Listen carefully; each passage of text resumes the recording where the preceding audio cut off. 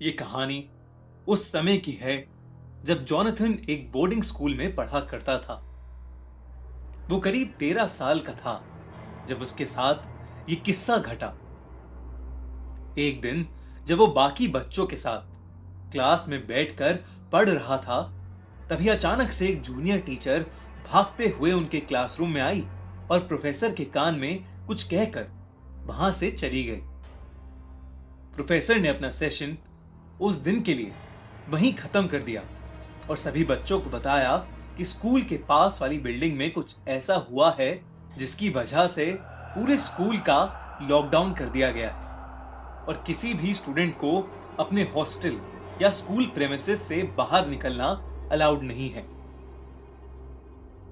असल में स्कूल के पास वाली बिल्डिंग में एक पागल सीरियल किलर ने कुछ लोगों का मर्डर कर दिया था और वो स्कूल के आसपास ही घूम रहा था।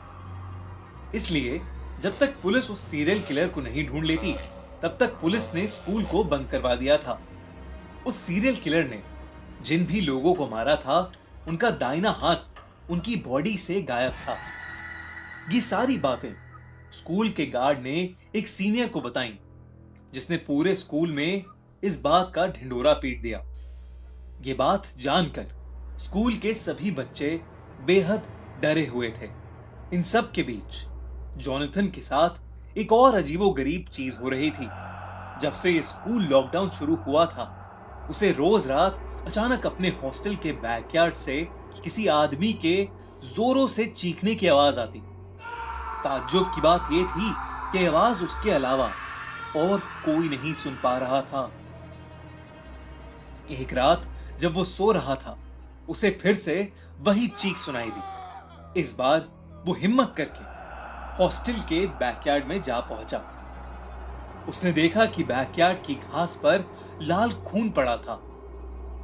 उसने उस खून को फॉलो किया तो उसे दिखा कि पीछे गार्ड के क्वार्टर के पास एक बड़ी सी बोरी पड़ी है, जिसमें से खून की बूंदें टपक रही हैं। ये देखकर जॉनथन अपने हॉस्टल वार्डन को ये सब बताने के लिए उसके रूम की तरफ जाने लगा, लेकिन तभी उसे ऐसा लगा जैसे उस बोरी में से कोई आवाज आई। वो पीछे मुड़ा और जो नजारा उसने देखा, उसे देख के वो सुन्न पड़ गया।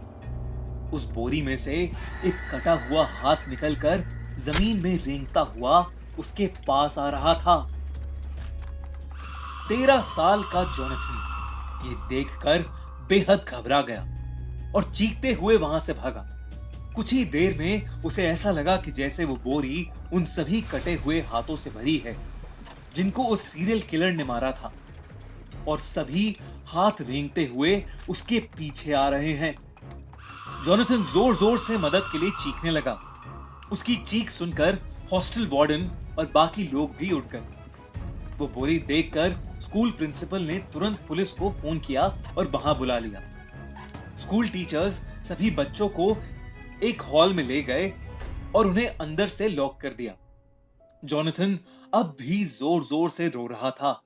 कुछ ही देर में पुलिस वहां पहुंच गई और उन्होंने उस सीरियल किलर को ढूंढ निकाला, जो स्कूल में ही एक क्लासरूम में छुपा हुआ था।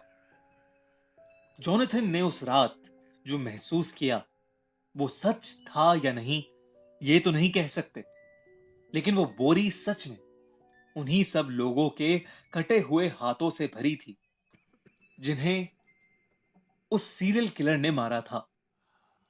उस दिन के बाद से स्कूल का रूटीन तो नॉर्मल हो गया, लेकिन जॉनथन को आज भी वो खौफनाक सपना आता है जहां एक कटा हुआ हाथ रेंगते हुए उसके पास आ रहा है।